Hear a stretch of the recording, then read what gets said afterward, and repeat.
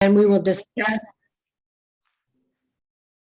Then we will discuss it again at that time and maybe in more detail.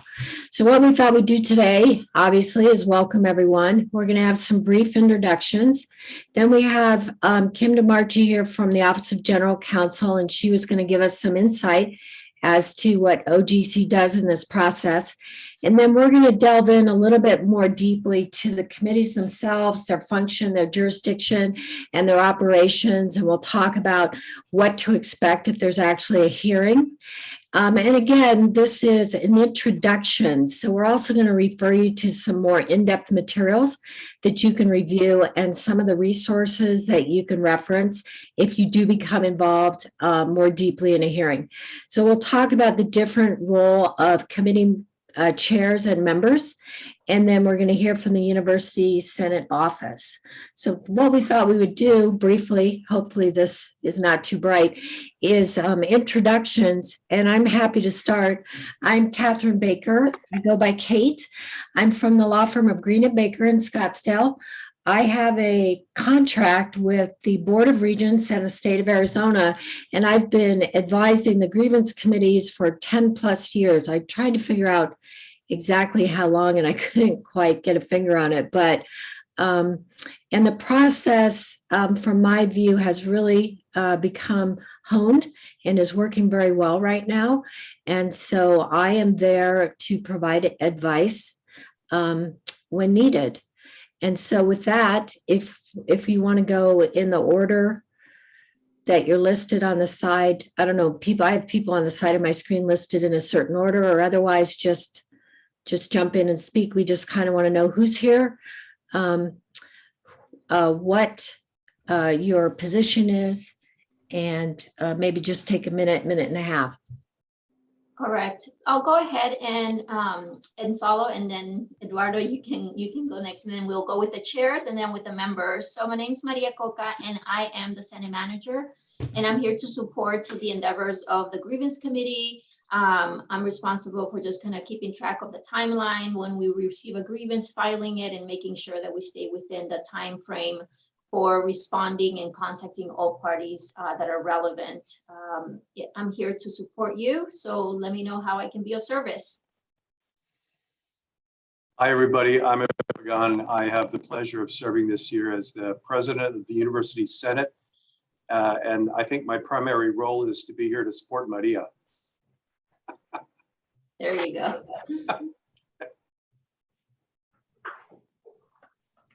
Brad, you want to go next? Yes, certainly. I'm Brad Bogus. I am a librarian at the Fletcher Library, and I am the current chair of the Academic Professional Grievance Committee. Thank you. Jill? Hi, my name is Jill Messing. I'm a professor in the School of Social Work, and I am the chair of the Committee on Academic Freedom and Tenure. And that also means that I'm on the Grievance Clearinghouse Committee. So I do both of those functions, and this is my second year as chair.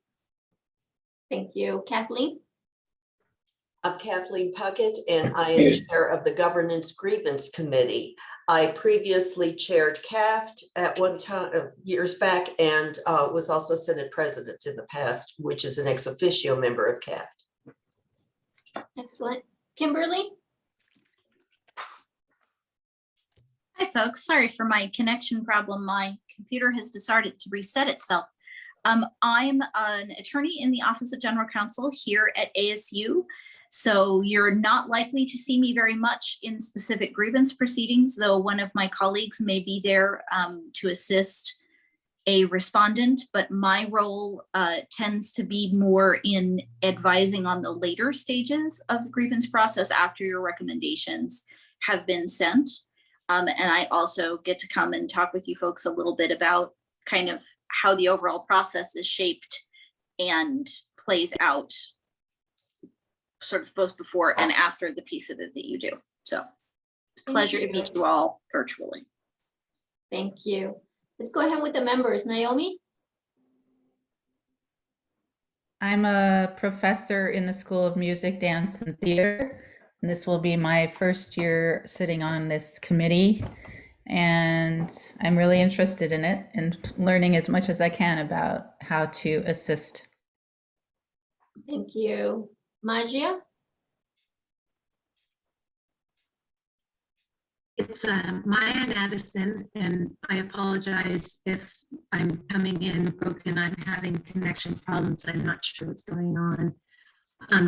I am a first year professor representative of New College. This is all new to me. I will be taking lots of notes. So you'll see me with my head down all the time. That way I can try and map, because I can see already there are a lot of committees that I am not familiar with. So pleased to meet you all. Thank you. Mimo? Hi, everybody. My name is Mimo Benani, and I'm a librarian at the Fletcher Library. I work with Brad Vogus, and I am a new member of the Academic Professional Grievance Committee, and I'm excited to be a part of it. I look forward to what happens over the course of over the year. Thanks. Thank you. Let's go with Nancy. Hi, I'm Nancy Cook. I'm a professor of Human Systems Engineering, and I'm the Senate-appointed ombudsperson. Thank you. Next on my screen is Alzira. Hi, everyone. I'm an administrative specialist at the University Senate office. Can you see me? Thank you. Dr. Kathleen Lamp. Hi, I'm Kathleen Lamp. I am I muted? No. Okay. I am an associate professor in the Department of English. I think technically this is my second year, but I was out on FMLA last year, so this is all new to me. Thank you. Elliot? Hello, everyone. I'm Elliot Rabinovich. I'm a professor in the Supply Chain Management Department at the Business School. And this is my first orientation session, although I've been in the committee for the last couple of years, but I really haven't seen anything come down my way. So I was very interested in attending today's session. Excellent. Thank you. Kevin? Hi, Kevin Dooley. I'm Elliot's colleague in supply chain management and was chair of CAFT about 18 years ago. Thank you. Let's go with Marianne. Hi, everyone. Marianne Kim, professor in the School of Humanities, Arts, and Cultural Studies on the New College. This is my first year on the Grievance Committee. Thank you. Angelica? Hi, yes, I'm Angelica Afanador. I'm an associate professor at the School of Art and the Tempe campus. My third year in the Grievance Committee. But like Elliot, I also haven't been summoned for anything before, so I'm excited about the orientation and learning about it some more today. Thank you. Chris? Good afternoon, everybody. I'm Chris Kaiselka, and I teach in the Fulton Schools at Poly. Thanks for having this training today. I am a new member of the Academic Professional Grievance Committee. Thank you. Andrea? Hi, I'm here. Sorry. Camera. Yes, I'm an associate professor in the Speech and Hearing Science program on the Tempe campus, and I'm also a new member on a grievance committee, something to do with space. So thank you for the orientation, because I was wondering earlier this year what my responsibilities are. So thank you for this. Absolutely. And Rachel? Hi, everyone. Rachel Leketmo is the library. I'm a librarian. Thanks for having this orientation. Thank you. And I believe that is everyone. If I didn't call on you, please go ahead and introduce yourself now, but I think we're all here. Well, welcome everybody, and it's great to see such a great turnout. We did hear briefly from Kim DeMarchi from the Office of General Counsel, but as she mentioned, she may be involved at the beginning or the end, the points in the process surrounding what we do. And so what we thought is that she could give us some insight into the role of OGC. Kim, if that works for you to talk about that now. Sure, I'd be happy to. Let me stress for you that the reason that you're hearing Kate frame all of these is that Kate is your lawyer. She will be there with you every step of the way if you are called on to handle a particular grievance. So I know I heard a lot of, I'm looking forward to learning more about the rules and I haven't had an orientation before. I always find it's helpful to know this isn't a one and done process. Kate is a lawyer with an outside firm.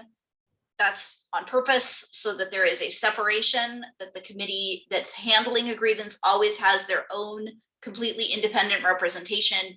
And she's not going to just talk to you today and then vanish when you need her and have a follow-up question.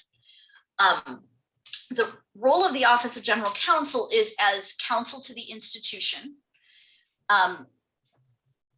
You may see something of us if there is an institutional representative who has a grievance filed against them and the grievant has chosen to have a lawyer,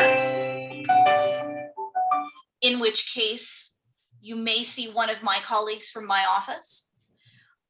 Otherwise, our role is to assist the institution in the stages that happen after you make your recommendation, when there is an administrative decision made based on your recommendation. So from that perspective, the little bits of insight that I will offer from years of doing this internal to the institution and external to the institution before I was in my current role, we have a pretty carefully organized process that's documented in procedures. And if you stick to that and rely on the expertise of people like Kate and Maria, who are involved in multiple of these and know how they work, then you're going to be in great shape on the procedural account. And then it's your judgment and expertise as faculty and your reflection on the information that's provided to you and your recommendations that are really of value. So you have all the expertise and experience that you need to do your role because you have people to help you with the procedures.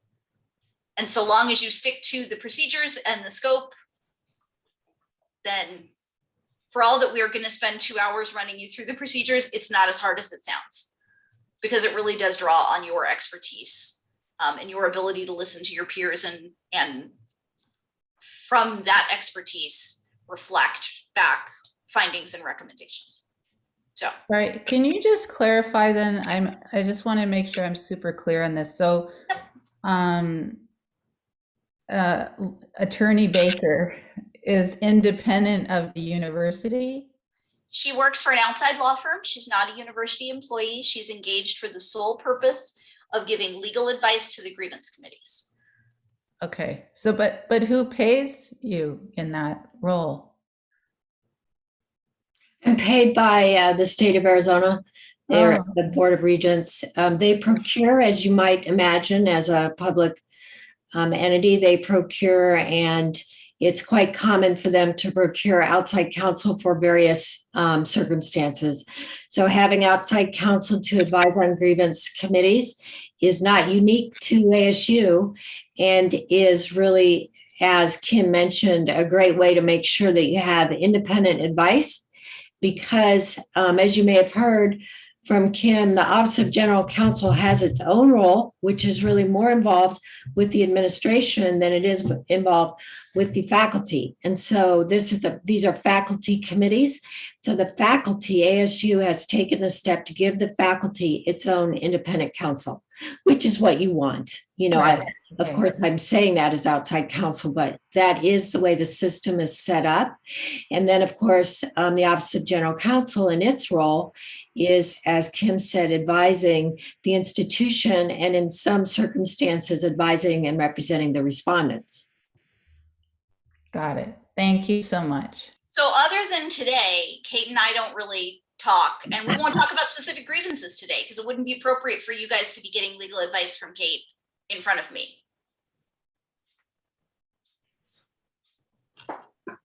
All right, so moving on to the committees themselves, we're going to be talking about the Committee on Academic Freedom and Tenure, and you've heard an introduction from Jill, the chair, the Governance Grievance Committee, Kathleen, the chair, and the Academic Professionals Grievance Committee, and Brad, you met today.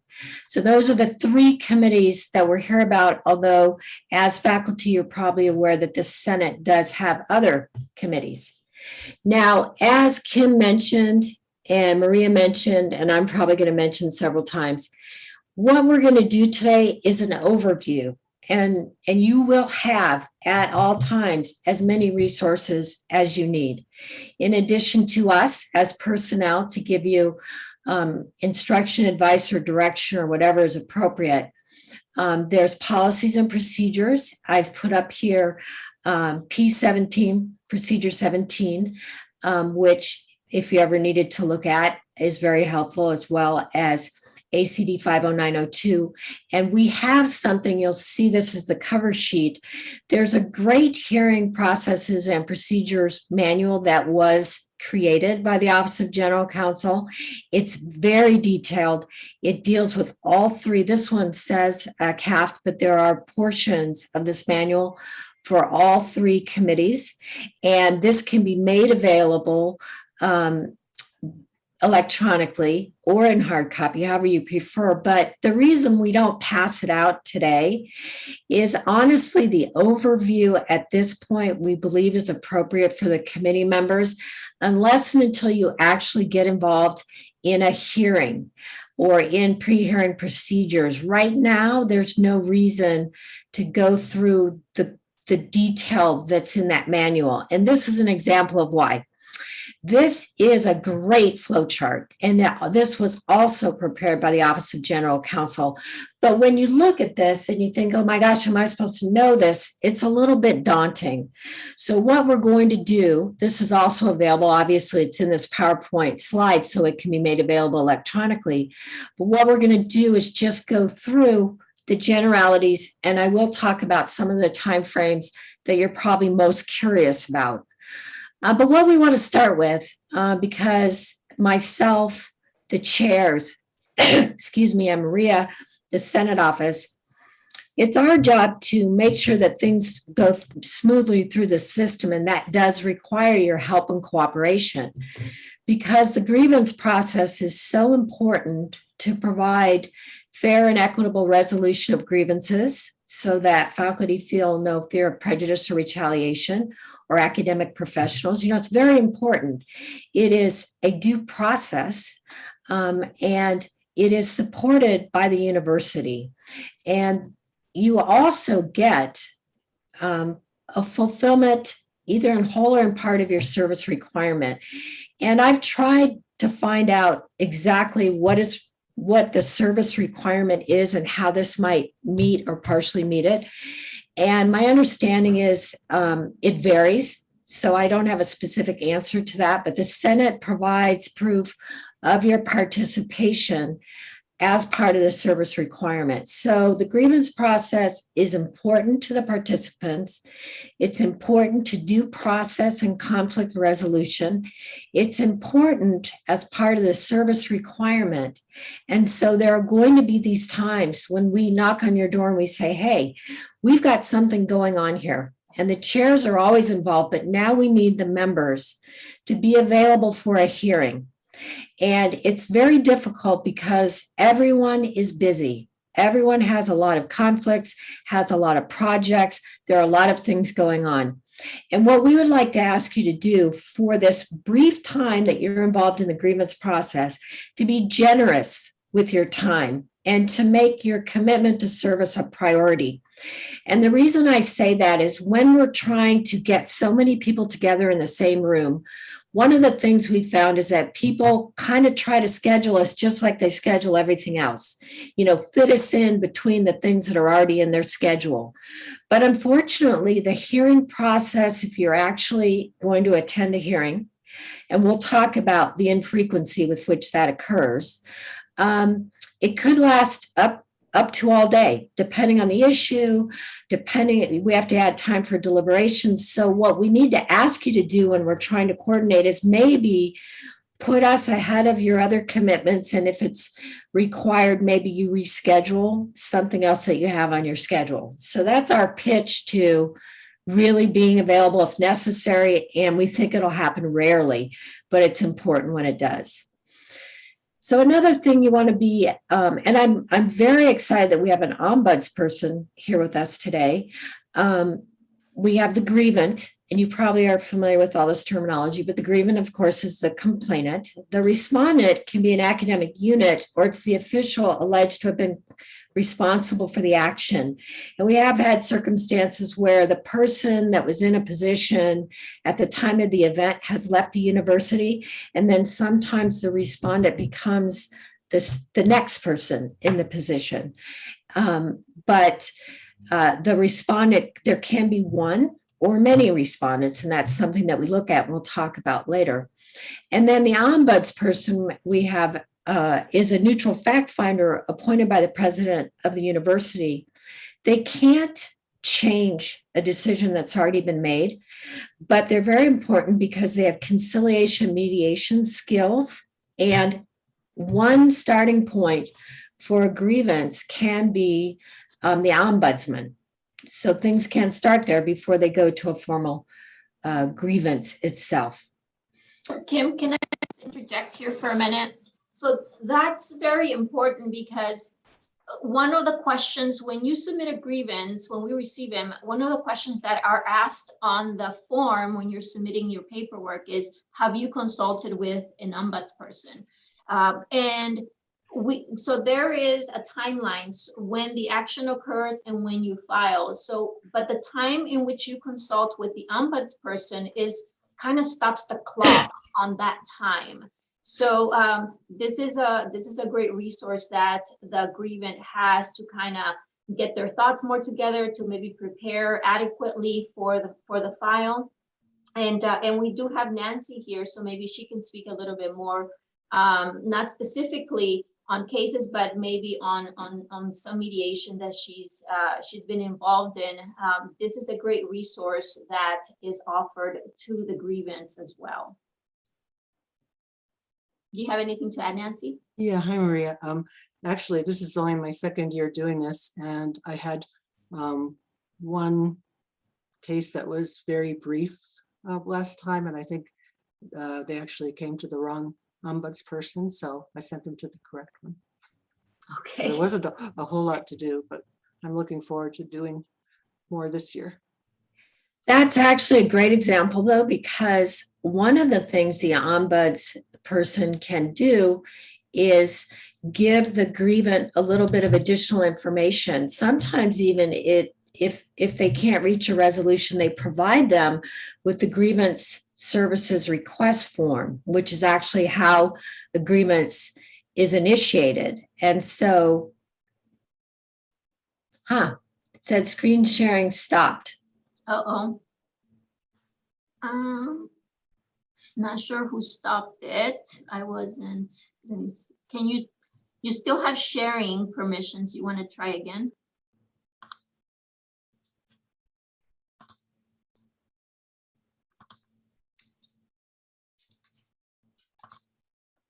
Well, that's okay. No, Technology, don't we love it? Okay, here we are. And I don't know, are you seeing the screens on the side or? we are, yes. Okay, well. If you want to put the presentation, it should be towards the bottom. If not, this works fine too. The other way was better. Yeah, the stuff at the top of the screen is. Let me see. I think if you put it on view, go to view on top, and there should be like. The problem, oh, here we go. Sorry, I had to move the Zoom stuff that was at the top of my screen. There you go. Sorry. Okay. Are we back? Yes, we are. Okay. So there's an actual form, a grievance services request form, and the grievance, in addition to us telling you that you guys have a lot of support and there's a lot of places for you to find information, that's true for the grievance as well. There's information on the Senate website. They've got help. We're going to talk about timeframes, but the grievance actually have a lot of support themselves. So the way a grievance is started, the kind that the committee would see, even if they've gone to the ombudsman, if things are not resolved, the GSR will then indicate the date and nature of the event, because the date is important. We need to know exactly what's being grieved, so kind of what the events were. The identity of the grievant, of course, is provided, and then who the grievant believes the respondent should be is put on the form. The general facts are there, so they can give a statement of facts on the form, and then quite often they attach documentation, sometimes a lot of documentation. And then they may indicate the relief that they're seeking, which is also another thing that's important because we need to know what they're looking for. And sometimes we find that grievants believe that the committees have more power than they actually have. So all of this information is quite important. And it is actually submitted to the Senate office, but technically what it goes to is the Clearinghouse Committee. So the Clearinghouse Committee, as I think you heard, is made up of the chair of the Governance Grievance Committee and the chair of the Committee on Academic Freedom and Tenure. And the point of the Clearinghouse Committee is to review the GSR and to determine, is the grievance, for example, timely? So the grievance has to be submitted within 30 days of the occurrence that forms the basis of the grievance, or 30 days after receipt of the ombudsman's final report if they choose to go to the ombudsman first. And so the Clearinghouse Committee, the real purpose is to weed out grievances, for example, that may be untimely, but also to evaluate the basis for the grievance so that a determination can be made of what committee it goes to. Now, we talked about the ombudsperson a little bit and that they can look at a grievance first. There's a lot of things that they can do to help the grievant, but there's certain cases that they can't look at. And one is tenure and promotion cases, and those go to CAFT. But they can provide a lot of good information. So going back to the Clearinghouse Committee, they can request additional information. So if, for example, somebody's grievance seems to be late, and I'll frankly tell you that effort is made to support a grievance at the beginning as much as reasonably possible to make sure that the grievant is fairly stating their grievance in the best way possible, because perhaps they don't know how to state it, or perhaps they don't know how to calculate the date. But if the Clearinghouse Committee sees that it's untimely, or maybe that it's not stating an appropriate respondent or anything like that, they can ask for additional information. So there can be a give and take between the Clearinghouse Committee and the grievant. If there's a fatal problem with the grievance itself, the Clearinghouse Committee has the ability to dismiss the grievance without assigning it to a committee. But if they decide to go ahead and assign it to a committee, then, for example, it could go to the Committee on Academic Freedom and Tenure. Frankly, this is the committee that considers most grievances. This is the committee that has really primary jurisdiction, but it hears cases involving, and this language is included in several of the jurisdictional statements for the committees, but a violation, a misinterpretation, or an arbitrary or differential application of university policy or regulations or procedures, when applied personally to the faculty member, infringes on their privileges, responsibilities, and terms of conditions of employment. And one thing is, it has to be something material. It has to be something that, as it says, impacts terms and conditions of employment. So I don't have an example for you, but something inconsequential that really didn't affect the course of the decision, even if arguably a little bit inconsistent. that is not the type of thing that goes forward as a substantial grievance. CAFT also has within its jurisdiction claims of discrimination, but those are referred originally to the Office of University Rights and Responsibilities and only come back to CAFT under certain circumstances. And then alleged infringements on academic freedom, which is another type of grievance that CAFT has frequently heard, those go to CAFT. And then the second committee, so I'd say second in frequency of hearing matters, is the Governance Grievance Committee. And they, as you might imagine, hear cases alleging an abuse of governance procedures. You can see that the language is somewhat similar, but it hears cases alleging unfair treatment because no policies or procedures exist, or existing policies have been misinterpreted, misimplied, or violated. So you can see I've noted there that when CAFT's jurisdiction and the Governance Grievance Committee jurisdiction overlap, CAFT hears the matter. Now, the Office of General Counsel some years ago provided us some statistics just, to give an overview of what is happening with the grievances that are filed. From 2002 to 2016, the majority of cases were dismissed or withdrawn. That's why some of you say, hey, I've been on the committee for years, but I've never been asked to do anything. I apologize. The slide's not advancing for us. We're still in the ombudsperson slide.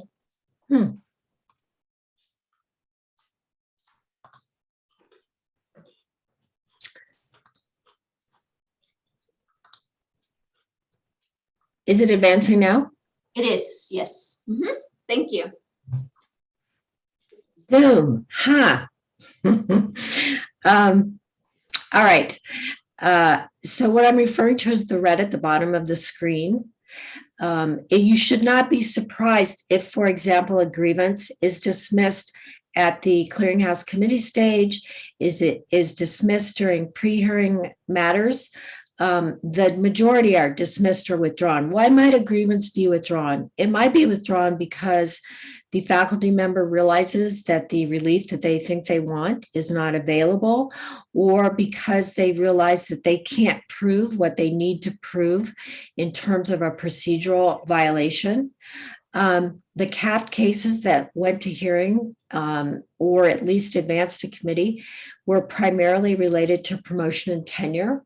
And then the governance grievance cases, and you can see based on their jurisdiction, are primarily related to an alleged violation of policy. Now, did that advance? It did, thank you. Great.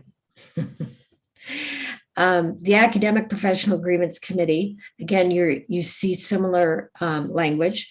For academic professionals, a violation, a misinterpretation, or an arbitrary application of university policy, regulation, or procedure, and discrimination as well, although discrimination is usually referred to the Office of University Rights and Responsibilities, or an infringement on academic or professional freedom. So very, very similar to the way in which CAFT is described and governance grievance.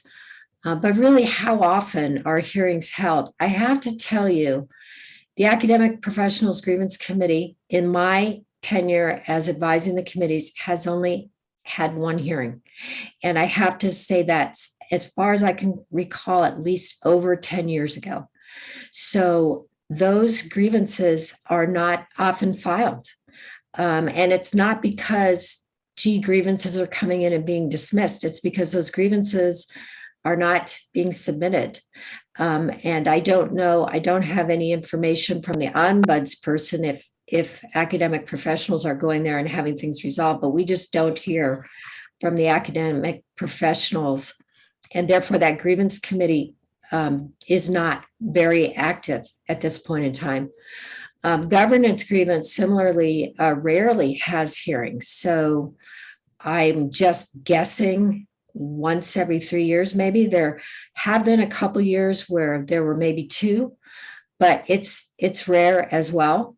The Committee on Academic Freedom and Tenure can be as frequently, not usually, but has been as frequent as twice a semester, but that would kind of be a cluster of hearings. So sometimes it has no hearings at all. But those on the Committee on Academic Freedom and Tenure would be the most active in terms of committee members and committee chairs. Now, I said I would mention, we have the flow chart, which is great. It's great to look at. But just to give you a general sense of the timelines, when the grievance submits the GSR to the Clearinghouse Committee has 14 days to accept or reject the grievance. So that's when they communicate with the grievant if they need additional information. And then they send it to the committee, if it's going to proceed, to the committee that should hear it. If the grievance is rejected, the grievant has 14 days to request reconsideration. So you can see at every step of the process, the grievant is given every reasonable chance to state an appropriate grievance. Once the GSR goes to the committee has 7 days to send it to the respondent. Now, of course, you can see why. If the grievant states a complaint, we want the respondent to know what's being alleged, and then they have 15 days to respond. Now, the respondent as well might ask for additional information, but they are entitled to see what the grievant is alleging and to give a written response. So you have these two documents, essentially the complaint and the response. And then once both parties have been told what the committee assignment is, the chair can hold something called a pre-hearing. And in the rules, this is optional. It's not required, but I'll tell you that in virtually every instance where a grievance is going forward, we hold a pre-hearing. Pre-hearings are very important. The chair, the parties, any of the parties' representatives, counsel, an observer, and the Senate office are present at a pre-hearing. And really, this is where, if during those other procedures I told you about, the filing of the grievance and reviewing it and assigning it to a committee, if things are not clear at that point, the pre-hearing is where the chair can really exert control and ask for more specifics from the grievant, more specifics from the respondent. We typically ask for a preliminary list of witnesses and exhibits. We also ask them to bring their exhibits so they can be discussed. They have an opportunity after that to add or delete exhibits if they need to. But this gives a preview of, are people going off on a frolic and detour? Are they asking to call too many witnesses that are going to say the same thing? Are they providing reams of information that would be too burdensome for the committee to review and are not necessary to resolution of a grievance? Are they trying to list 22 witnesses that would take 4 days for the hearing? There's a myriad of things that can be discussed and decided at a pre-hearing.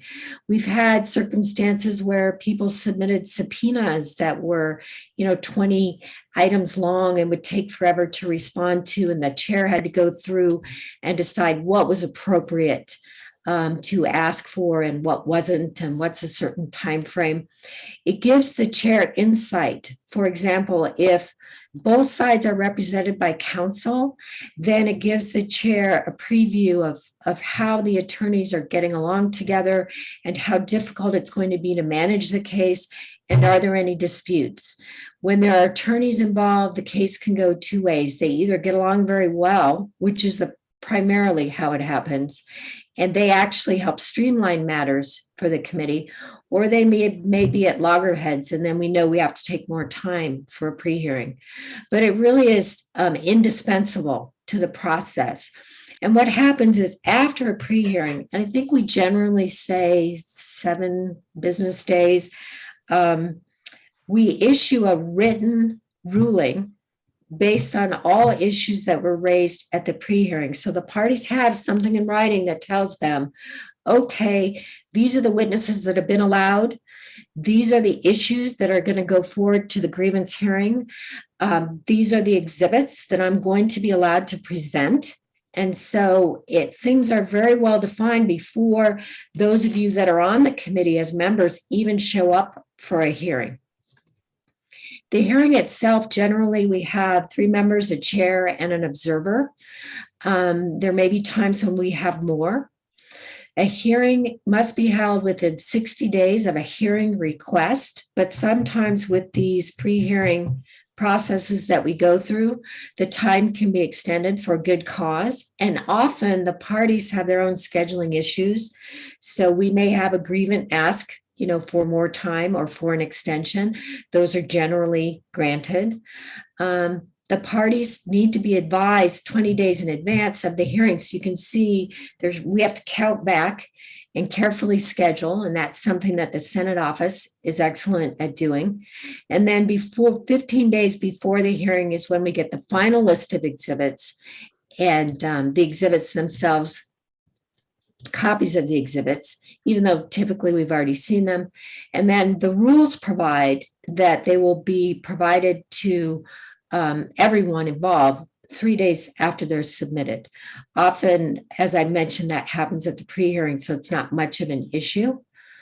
But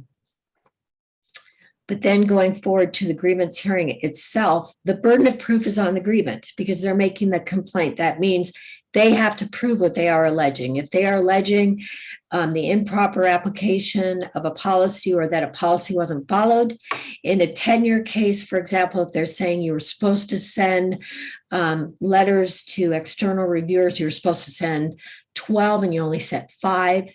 There may, something obvious like that. That's just a very simple example. That's for them to prove. As we've discussed, they may have an attorney. They can also have a non-legal advisor. But if there is an attorney, OGC usually steps in and advises or represents the respondent. The chair is able, and sometimes does this at the pre-hearing, to set time limits for the hearing. So if there are, almost always, the chair will say, okay, you can have 10 minutes for an opening, 10 minutes for a closing, or they could say 15 or 20, whatever seems appropriate. And we have had times where we have taken a number of hours, if we need to finish a hearing in a day, and it seems reasonable, a number of hours and allotted them per side, and they can use it as they see fit. So they can talk to the grievant, do the direct examination of the grievant for an hour, if that's what they want to do, or they can spend a half hour. Those are not hard and fast. We're always reasonable. We will grant exceptions. We'll give people extra time if it seems like they need it, but that kind of makes them work harder at the beginning to fit their evidence and testimony in. And it's better for you as the chair and as members of the committees, because then you're not sitting there for 2 days because somebody wants to talk to the grievant forever or talk to the respondent forever. There's an audio record or a court reporter's transcript of a hearing. And when they're done on Zoom, there's actually a Zoom transcript as well. If a party requests a court reporter when one is not required, then one is obtained, but they have to pay for the court reporter. But so as a member, if it's needed, you would be able to access a transcript of what happened. It's not a legal proceeding, but we kind of go through the same process. So there's an opening, then there's the presentation of the grievance case. So the grievant typically would testify first and be questioned. And then after each witness is questioned, the committee members actually can ask questions. So we go through, let's say the grievant is called first, the grievant would testify in response to their own attorney's questions or on their own if they don't have an attorney. The respondent or the respondent's counsel would then question the grievant. And then when the parties are done questioning a witness, the committee gets to ask a question. And so we ask that, those questions be well framed, limited in scope to particularly what the witness has testified about, what the issues are, but you don't need to be sitting there as a committee member with a burning question that nobody's answered and be at the mercy of whoever's presenting the case. There may be something that you need to know, and you're absolutely able to ask that question. So we go around the room, go around the table, you can ask the question that you have, and then they go to the next witness. When the grievance done with their case, we do the same thing with the respondent. And then there are closing statements. The witnesses are sworn, so they're testifying under oath. Now, there can be objections, and sometimes they're made, especially if you have attorneys involved. But because the process is informal, they may be sustained or overruled. I think the chairs in general do whatever seems reasonable to help the hearing move forward and to make sure really what you're looking for is irrelevant evidence or things that are cumulative. If somebody is trying to tell you the same thing 10 times in a row through 3 different witnesses, then that's usually limited. Subpoenas are allowed for documents and witnesses, but generally we hope that that's not necessary because university personnel and departments are asked to cooperate. So in most cases, almost all cases, subpoenas are not involved, but I have seen it in one case at least. Now there's a written report. So obviously it's important to everyone involved to know exactly how the grievance is resolved and why it was resolved that way. Sometimes grievances are resolved on the items that I've already mentioned. It may be that you get to a hearing and there's a timing issue, but a resolution of the timing issue depended on what the facts were. So it could be resolved on a timing issue. It could be resolved on a definition of a policy or the testimony of a witness about how that policy was applied. A written report is very important, probably one of the most important things that the committee does. And it's due within 30 days after the hearing. And so what we do is we actually deliberate. We schedule time after the hearing, right after the hearing, for the committee to deliberate when their memories are fresh and they can identify the issues. So when we're scheduling a hearing, you're going to understand that there is time set for the hearing itself, and then there's another hour to 2 hours after the hearing to stay and deliberate, which is another reason why the time is concentrated. Your commitment is concentrated, hopefully, to that day period where you're at a hearing and then deliberations. There will be additional work on the report after that, and that's a collaborative effort. Within 45 days after the report is sent to the president issues a decision unless he extends the time for good cause. And then if the grievance not happy, they've got 15 days to ask for reconsideration. And if reconsideration is sought, the president has 20 days to do so. So you see how these timelines are set up to be fair to everyone, including U.S. committee members, to give you plenty of time to do the work that's necessary. I've told you about the hearing length, but there's some other things that are important to know. It's important that as a committee member, the decisions that you make are based on the evidence that is presented in the hearing. You cannot go outside the hearing and do your own investigation about what's going on. You may know before the hearing what some of the issues are. You may know through the grapevine, or you may have been provided some information if the exhibits are sent out before the hearing. You are not to talk to others about it. It really is for you to listen to the parties and what they present in the hearing itself. Of course, your own experiences will come into play in your evaluation of the evidence, but it's not a time to say, oh gosh, I was unhappy with my tenure review. So now I want to make sure, that somebody pays for that. Of course, you wouldn't do that, but that's just kind of an example. Sometimes we have had circumstances where the grievant, it's usually not the respondent, but it could be, the grievant learns that either you're a committee chair or they learn that you're a member of a committee, and they approach you. They may approach you to ask how they should state their grievance. We've had that happen. Or they may ask you how they should present the evidence. And that is something to avoid. That's what the Senate office is there for. And they do have a lot of support for how to state a grievance and what the rules are. So what we ask is that any inquiry, any contact that's made with you outside the formal process by a grievant or a respondent, or even, a potential witness, that should simply be directed to the Senate office. And then the Senate office can address it appropriately. The other thing to keep in mind is there's certainly times where you might have a conflict of interest. So the Senate office may not know you know, who you know or where you've worked throughout your tenure at the university. And perhaps one of the parties turns out to be somebody that you're very close to, somebody that you've worked with or for before, somebody that you've collaborated with, somebody that's in your own department, somebody that for whatever reason you feel you can't be fair and impartial, either because you favor them or because you disfavor them. The rule of thumb is if you think there might be a conflict, it's possible that there is. So the mere fact that it's popping into your head is kind of a red flag, and you need to notify the chair immediately. The other thing is to err on the side of, to be very generous in your evaluation of what a potential conflict should be so that the chair is aware. And if there is no conflict, that's fine, but we'd like to have it evaluated. And the reason for that is you don't want to get all the way to the hearing and have the grievance say, oh my gosh, you're on the committee? Well, I think there's a conflict. I don't think I can be treated fairly. I want everything to stop. I want this reconsidered. We don't want anything like that to happen. And we don't want any of the decisions or the processes questioned afterwards. So what we like to do is if there is a perception of a conflict, we deal with it immediately.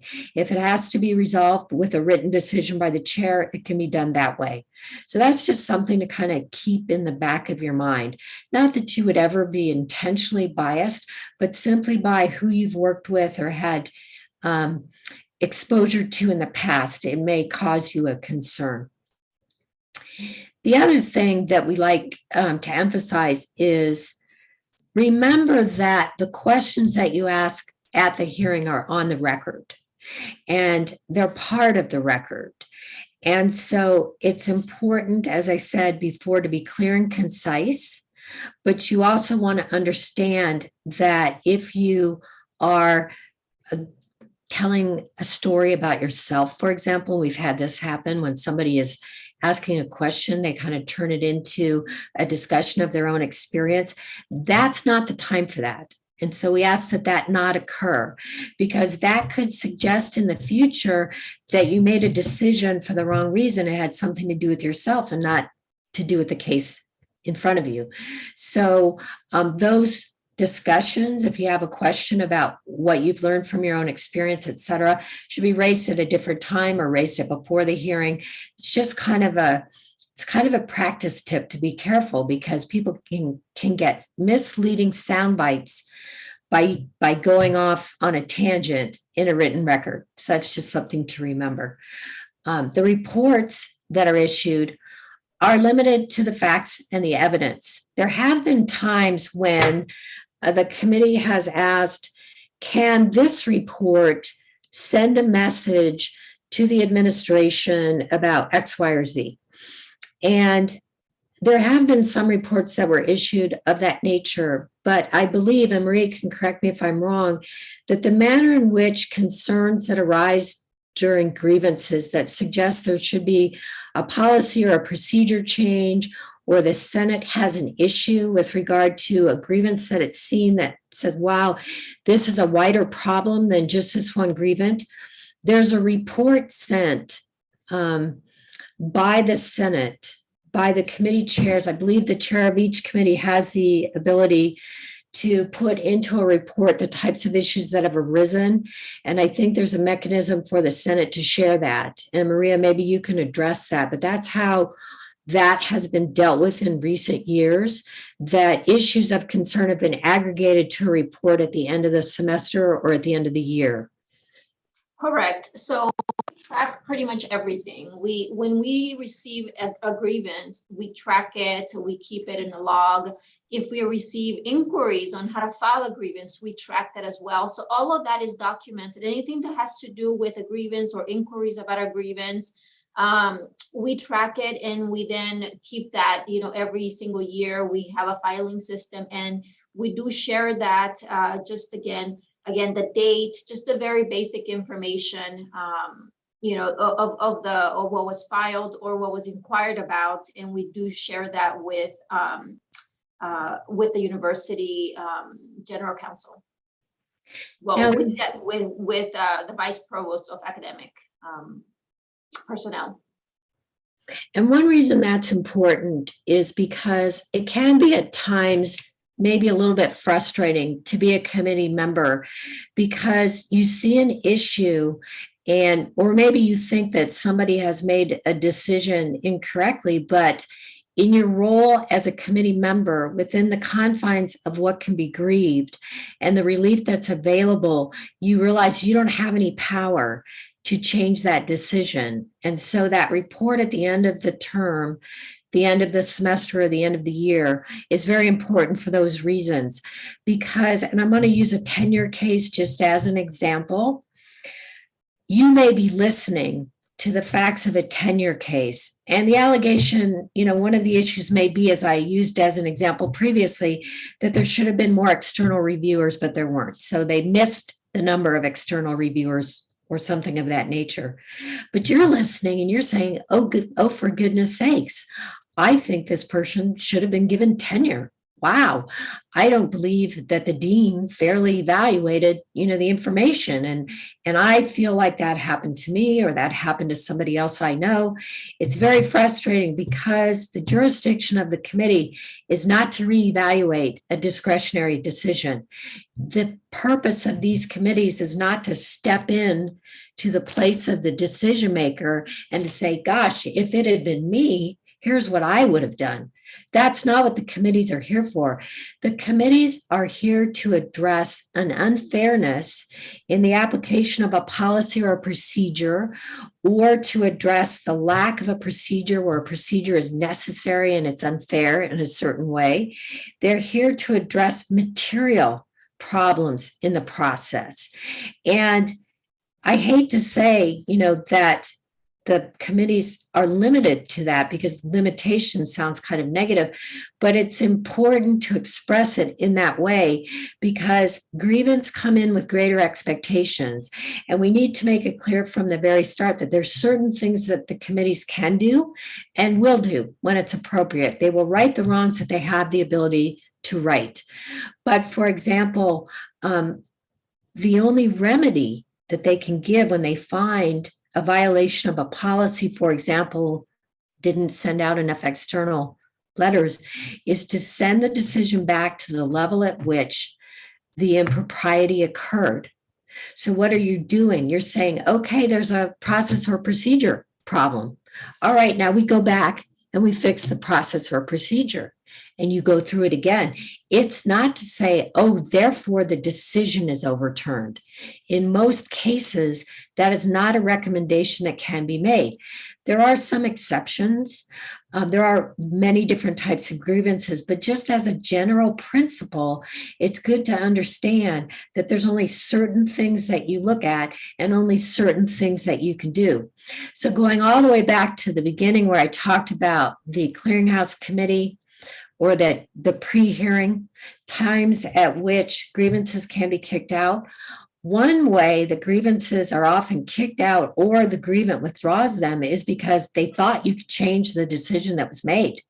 They thought they got a whole new stab at the apple, so to speak, and they didn't realize that the decision would go back to the same decision makers that had already done the first decision. So sometimes they say, oh, okay, then I guess pursuing this grievance isn't what I want. So you never know, but that is an important thing to keep in mind. And then, of course, if we haven't emphasized enough, the resources that you have, you've met everybody on the slide here today, but do, I would say in all instances, and you can correct me if you think I'm wrong, Maria, but I would say in all instances, when you have a question of any nature or kind, you start with Maria and Elzira because they have all the answers. And if they don't have the answers or they feel that there's something else that needs to be done, then they will escalate it. If you need advice from council on any issue, then they can set it up and let me know. The chairs obviously know that they can contact me directly if that's necessary, but this is where I would start. If you have any questions, if you're contacted and you're not sure about something, even if you feel, oh, I was contacted to be on this committee for this hearing and I think I have a conflict, go through the Senate office. The Senate office will get the chair involved. They will get me involved if they need advice. That's kind of the way to go. Does anybody have any questions? Comments? Naomi? I'm curious whether there can be an actual court, like civil suit pursued at the same time as an internal grievance. That is a very good question. Generally, we do not see litigation ongoing at the same time of grievance. From the grievance process. The grievance process can be appealed, and under certain circumstances, there can be an appeal in court. And what the committees do is they provide the record of the proceedings, the exhibits, the transcript. They provide a record to the court, and then basically step back unless there is an allegation that the committee itself engaged in some sort of impropriety. And I'm not even going to speculate at this point in time as to how that might occur, because we've not had that happen. It's not a likely occurrence that the committee itself would be criticized, as long as they're not making strange statements on the record at the time they make a decision.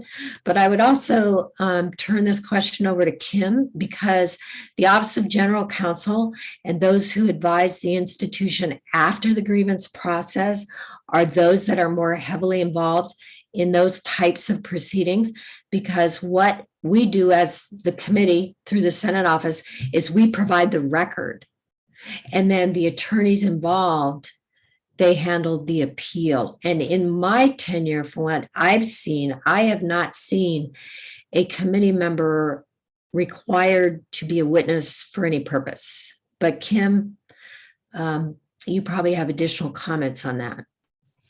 Your experience, Kate's consistent with mine. So for the kinds of issues that can go through a formal grievance process, at the end of the formal grievance process, your recommendation goes to the university president, who makes a decision. Then there's an opportunity, if there's dissatisfaction with that decision, to formally request reconsideration and get a decision on reconsideration. And if someone is discontented with the outcome of that, then they can go to state court, to trial court, and even there to the Court of Appeals. It happens. It doesn't happen a lot. It certainly doesn't happen in most or every grievance case. The court, as Kate said, will take the whole record of what you did, and the courts are very deferential in these kinds of cases to the panel, you guys, who actually listened to the witnesses and heard the evidence. And that's consistent. That's not just in grievances, that's consistent in almost any kind of case. There is a presumption that if you're trying to figure out what's true, the person who got to listen to the humans who had the information and decide how to reconcile contrary statements and who seemed like they knew what they were talking about is the one that gets the most deference in terms of that was probably the right assessment of the facts. The court's review is very limited to, did you follow the process? Were there sort of unfairness issues? That was part of what I was thinking when at the beginning of this, I said, be attentive to the process, be attentive to what the policy says is grievable and isn't grievable, and be clear about what you're doing.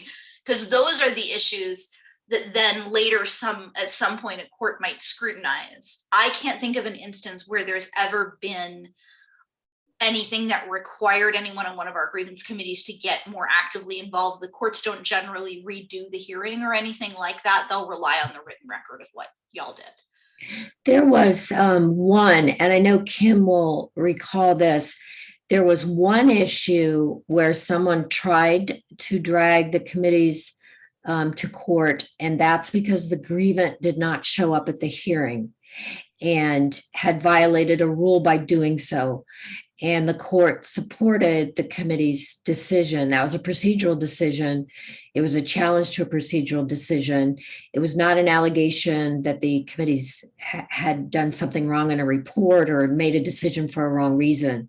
And so I think that illustrates what Kim is saying, is that the courts give deference to the committee that acts in good faith based on an adequate record. So that's what we tried. That's actually why you have counsel, is simply to make sure that we follow the procedures and the record shows that we follow the procedures, so that they can't be challenged. And when the report is written, it's written in a way to be faithful to the record, so that as well cannot be challenged.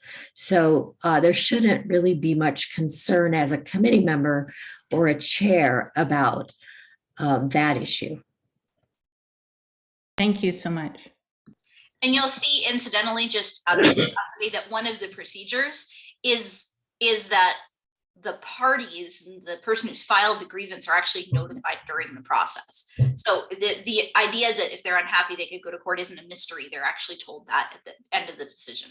So that, like Kate was talking about, a lot of this is about making sure people have really clear understanding of here's what you can take through this process, here's how to follow the process. That's kind of the core of due process, is wanting to make sure that everyone knows what the process is and how to access it. And that's one piece. It's not part of what you guys do because it happens later in the process, but it is part of the process later in the process. So. If I can break in, I have a question about the reconsideration process. And I'm the chair of a grievance committee for the college. And when a student requests the equivalent of reconsideration, they can introduce new information. And when that happens, it has to come back to our committee to be reconsidered again. So is the committee at this level ever called back based on the reconsideration? I think you're talking, if I'm not misunderstanding you, about a different process, because the committee's decision goes to the president. The president issues his decision. His decision can be asked for reconsideration. That then, because it's after the committee report, that falls into Kim's area, OGC, because the OGC would be advising the president, but the president is being asked to reconsider. So we have not seen any circumstance where the president said during the course of reconsideration, I need this sent back to CAFT for some reason. Okay. And then the only other reconsideration we talked about was when the clearinghouse committee, if they should happen to reject a grievance, they can be asked to reconsider, but that's at a point when it's simply that 2-member committee. So that doesn't require any action by the full committee. But I want to turn it back over to Kim because she might have additional comments about the president's reconsideration. So there is a little sliver of possibility in the way that the post grievance committee works, where someone could say, essentially, hold the presses. I now have some new information that I couldn't possibly have had before and that matters. And that is a thing that could result in reconsideration. It's actually even a thing you can say to a court. There isn't a lot of hold the presses new information that they couldn't have had before. It just doesn't happen factually very often, but the law does have this sliver of a possibility because of the fairness that would be associated with, for some reason, there was some information that was hidden from you during the relevant time period. I have never seen it play out in one of our grievances, but it's there, and it's there as a safeguard for that. I think it happens more in the kind of process that you're talking about.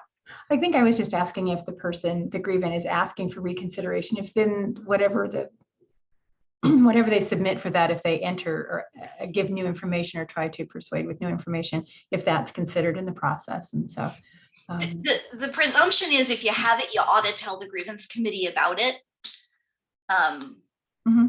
And so a lot of, like Kate was talking with you about pre-hearing conferences and the like, a lot of that is kind of trying to draw out the planning aspect of, let's make sure we get it all in.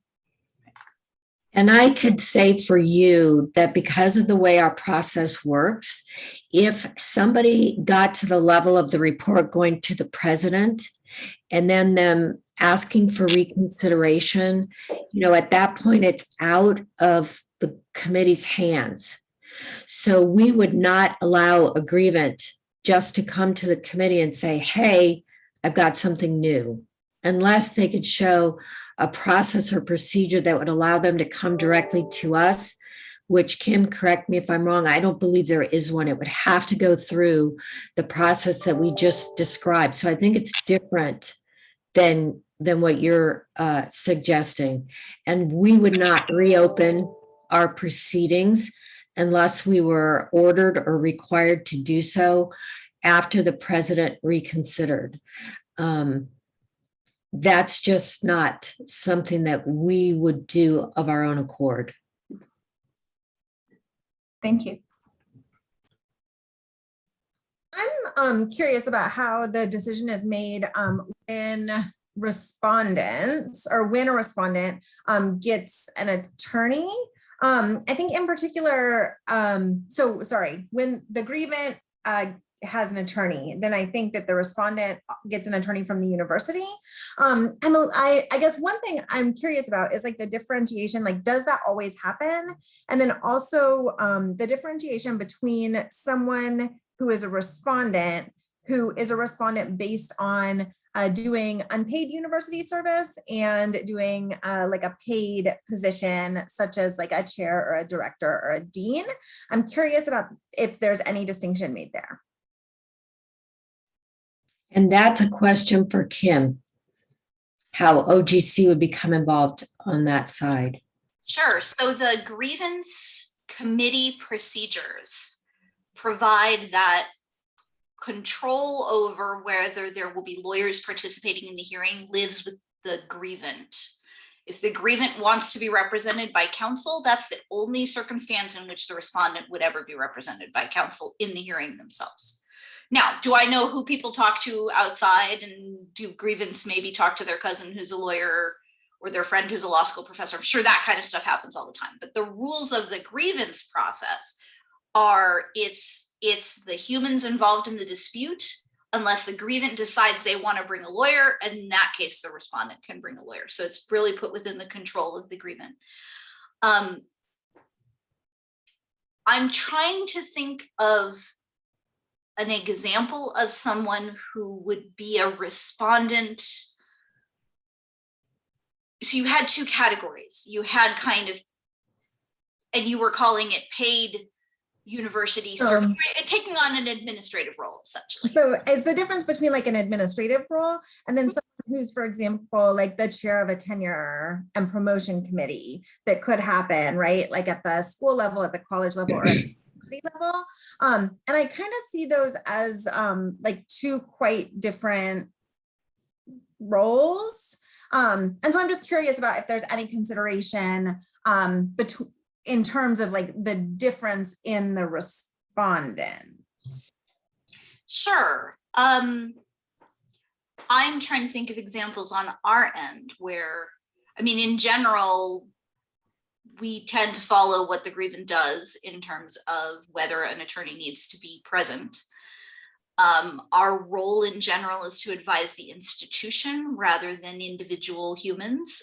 Some of you may have asked us for advice before and had us sort of say, like, here's kind of where I can steer you to and provide you resources, but we represent the institution. In general, a respondent who has the authority to act on behalf of the institution is someone who we would have some responsibility to advise in their capacity acting on behalf of the institution.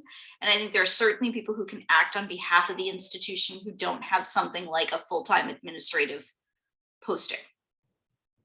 So, I mean, in general, outside the context of grievances, it is not uncommon for us to be involved where someone has taken an act on behalf of the institution, and then we come in and say, you know, let's figure out how to make this work and let's figure out what the constraints are, because they have the ability to act on behalf of the institution. The way that grievances tend to come up because of the kinds of things that are grievable, respondents tend to be people who have some authority to act on behalf of the institution, because it's hard to violate a policy as an individual peer. in the kinds of policies you can grieve, right? That was a overly complicated answer, but I think but it's an interesting question. And I think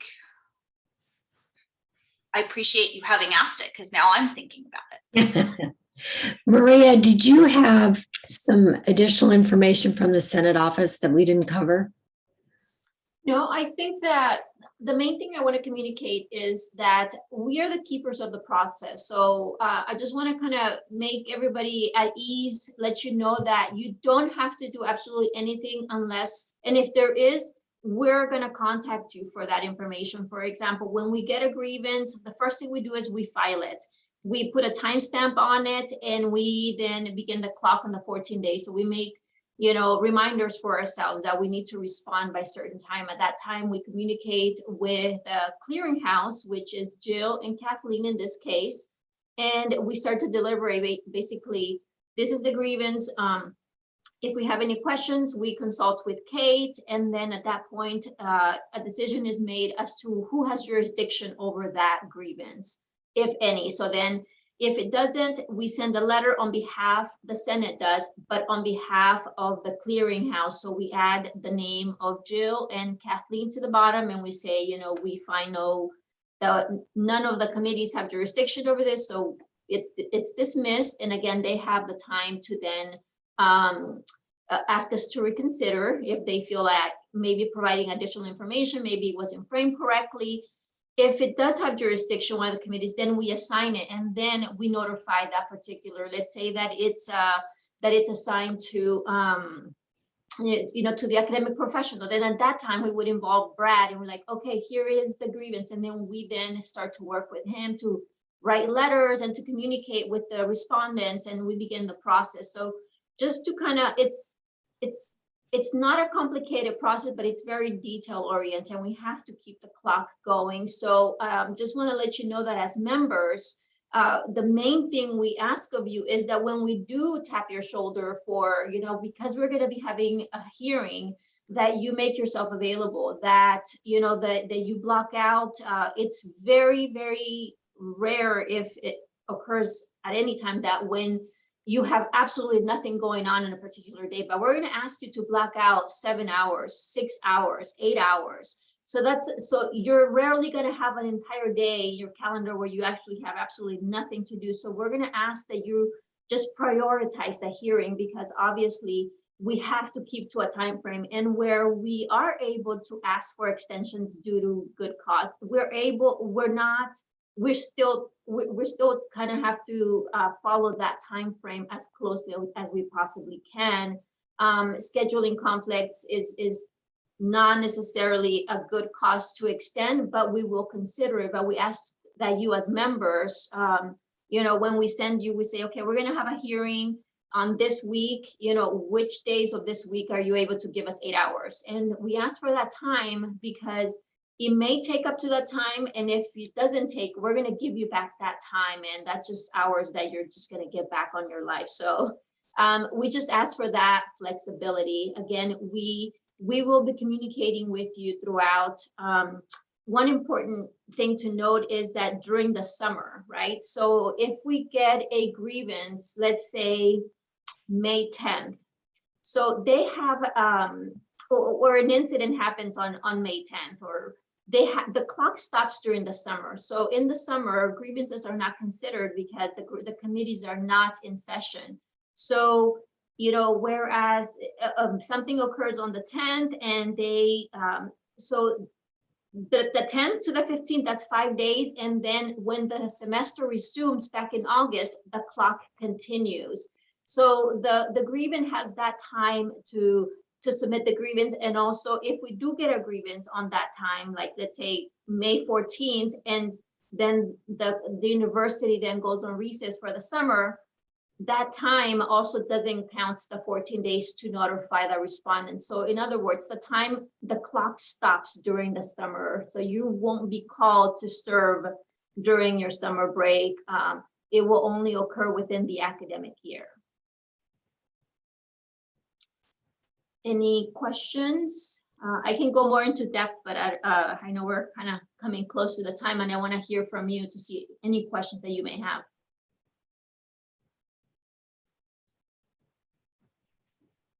Will this PowerPoint that was reviewed be shared, or is it posted online? Yes, we are happy to share it. And actually, let me do something real quick here. Let me see where my screen is. I think what we were going to do is there's some footers we were going to correct before we post it. Did you want to, should we do that? Yeah, we're not going to share right now. We're going to correct some information and make it really nice and, with the ASU branding and all of that. But I did want to show you the website, right? So we, as the Senate office, we provide the resources and information for the grievance, but also for the committee members. So if you come to the University Senate, which is usenate.asu.edu, under committees, you will see the grievance committees on this side here. So if we go to one of the committees, it'll tell you the purpose and the function, the members. You can then go to the next one, and it'll tell you the same thing, has additional information as that you can find. And this is where we usually refer. We don't provide counsel or advice to anyone. We just really point to resources. We say, well, that's a great question. This is where you can find and read about it. Like, what do I say on my statement? Well, here's the grievance request form, so we usually point and guide. We don't advise here in the office, and we do track, again, everything. If we get 3 calls from the grievant asking questions, we track those 3 calls, and we put the time that they called and the inquiry and the information that we pointed them to. So this is kind of the process. There's a form for faculty, and there's a form for academic professionals. The manual is here, various ACDs that they can learn about, so to navigate and what the process works. So we usually just provide a lot of this information, and we do it, again, officially through the ASU, through the Senate email, or we do it through official letters from the committee members, or not the committee members, the committee chairs. So that's kind of the way we communicate. And again, we log in, we track everything, and should any of those records be requested, they're available.